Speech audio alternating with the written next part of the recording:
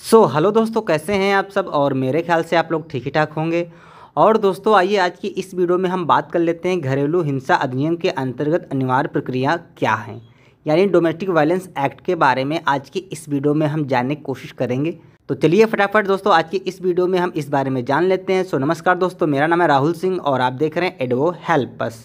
दोस्तों, भारत में घरेलू हिंसा अधिनियम महिलाओं को घरेलू दुर्व्यवहार से बचाने के लिए बनाया गया है और पीड़ित व्यक्तियों को विभिन्न प्रकार की राहत प्रदान करता है। अधिनियम राहत के लिए विशिष्ट प्रक्रियाएं और आदेश स्थापित करता है जो घरेलू हिंसा का सामना करने वाली महिला मांग सकती हैं। अधिनियम की धारा 3 घरेलू हिंसा की स्पष्ट परिभाषा प्रदान करती है, जिसमें विभिन्न प्रकार के दुर्व्यवहार शामिल हैं जो एक पीड़ित व्यक्ति पीड़ित को प्रतिवादी दुर्व्यवहारता के हाथों झेलना पड़ सकता है। घरेलू हिंसा से महिलाओं की सुरक्षा अधिनियम 2005 में घरेलू हिंसा की परिभाषा व्यापक है और इसमें कई प्रकार के अपमानजनक व्यवहार शामिल हैं जो महिलाओं की सुरक्षा और भलाई को नुकसान पहुंचाते हैं या खतरे में डालते हैं।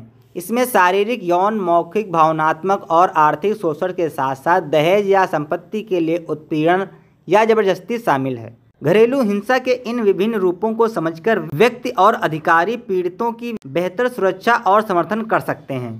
दोस्तों, घरेलू हिंसा अधिनियम की धारा 30 के तहत संरक्षण अधिकारियों और सेवा प्रदाताओं के सदस्यों को अधिनियम के प्रावधानों के तहत कार्य करते समय लोक सेवक के रूप में नामित किया जाता है। यह पदनाम यह सुनिश्चित करता है कि वे पीड़ितों के हितों की रक्षा करते हुए जिम्मेदारी और नैतिक रूप से अपने कर्तव्यों का पालन करें।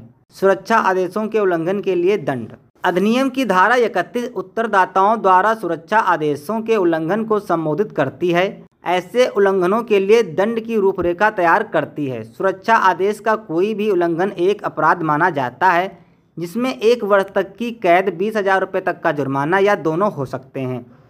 जुर्माने की गंभीरता पीड़ितों की सुरक्षा और भलाई सुनिश्चित करने के लिए सुरक्षा आदेशों के पालन के महत्व को रेखांकित करती है। सुरक्षा आदेशों के उल्लंघन के मामलों में धारा 31 के उपखंड 2 यह सुनिश्चित करती है कि मुकदमा आदेश पारित करने वाले मजिस्ट्रेट द्वारा चलाया जाए। इसके अतिरिक्त मजिस्ट्रेट मामले के तथ्यों के आधार पर भारतीय दंड संहिता या दहेज निषेध अधिनियम की संबंधित धाराओं के तहत आरोप तय कर सकता है।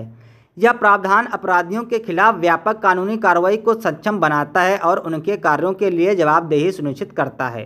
संज्ञान और प्रमाण। धारा 32 अधिनियम के तहत अपराधों के संज्ञान को संज्ञेय और गैर जमानती के रूप में स्थापित करती है। इसके अलावा अदालत यह निष्कर्ष निकालने के लिए कि अपराध किया गया है, पूरी तरह से पीड़ित व्यक्ति की गवाही पर भरोसा कर सकती है। यह प्रावधान पीड़ितों के लिए कानूनी प्रक्रिया को सरल बनाता है, जिससे अपराधियों के खिलाफ उनकी गवाही के आधार पर त्वरित कार्रवाई की अनुमति मिलती है। दोस्तों, आपको बता दें कि धारा 12 में चर्चा की गई है कि एक पीड़ित व्यक्ति वह व्यक्ति जो घरेलू हिंसा से पीड़ित है राहत के लिए कैसे आवेदन कर सकता है। आवेदन पीड़ित व्यक्ति, संरक्षण अधिकारी या पीड़ित व्यक्ति की ओर से किसी अन्य व्यक्ति द्वारा मजिस्ट्रेट को प्रस्तुत किया जा सकता है। आवेदन अधिनियम के तहत एक या अधिक प्रकार की राहत का अनुरोध कर सकता है। कोई भी आदेश पारित करने से पहले मजिस्ट्रेट को संरक्षण अधिकारी या सेवा प्रदाता से प्राप्त किसी भी घरेलू घटना रिपोर्ट पर विचार करना चाहिए। अनुरोधित राहत में घरेलू हिंसा के कृत्यों से होने वाले नुकसान के लिए मुआवजे या क्षति के भुगतान का आदेश शामिल हो सकता है। यदि पीड़ित व्यक्ति के पक्ष में मुआवजे या क्षति के लिए पहले से ही अदालत की डिक्री है तो मजिस्ट्रेट के आदेश के तहत किया गया कोई भी भुगतान डिक्री के विरुद्ध समायोजित किया जाएगा। आवेदन को निर्धारित प्रपत्र का पालन करना चाहिए और इसमें विशिष्ट विवरण शामिल होने चाहिए। मजिस्ट्रेट को आवेदन प्राप्त होने के 3 दिनों के भीतर पहली सुनवाई निर्धारित करनी चाहिए और पहली सुनवाई के 60 दिनों के भीतर आवेदन पर निर्णय लेने का प्रयास करना चाहिए। नोटिस की सेवा। धारा 13 बताती है कि सुनवाई की तारीख के लिए नोटिस कैसे दिए जाते हैं। मजिस्ट्रेट संरक्षण अधिकारी को सूचित करता है, जिससे मजिस्ट्रेट के निर्देशानुसार प्रतिवादी, घरेलू हिंसा के कथित अपराधी और किसी अन्य व्यक्ति को नोटिस देना होगा। नोटिस 2 दिनों के भीतर या मजिस्ट्रेट द्वारा अनुमत उचित समय के भीतर दिया जाना चाहिए। संरक्षण अधिकारी की नोटिस तामील की घोषणा सेवा के प्रमाण के रूप में कार्य करती है जब तक कि अन्यथा साबित ना हो। अब आइए बात कर लेते हैं काउंसलिंग के बारे में।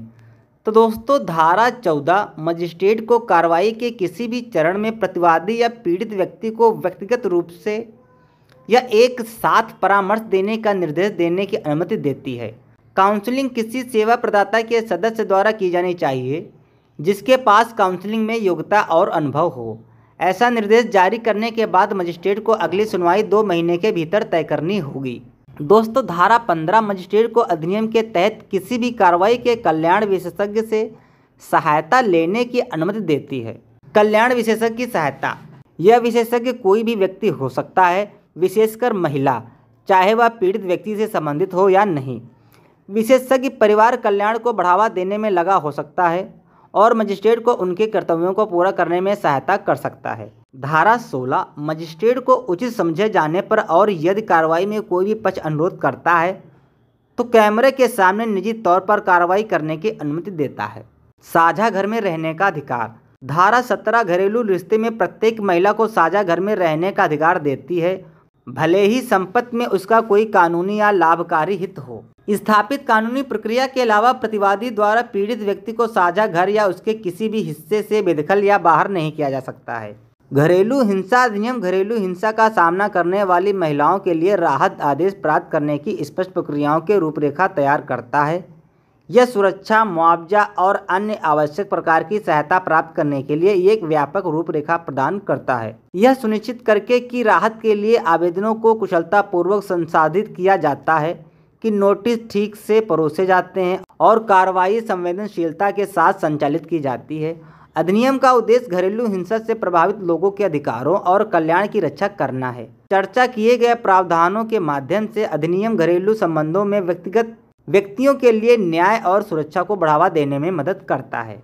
दोस्तों, घरेलू हिंसा से महिलाओं की सुरक्षा अधिनियम 2005 महिलाओं को उनके घरों में नुकसान से बचाने के लिए बनाया गया है।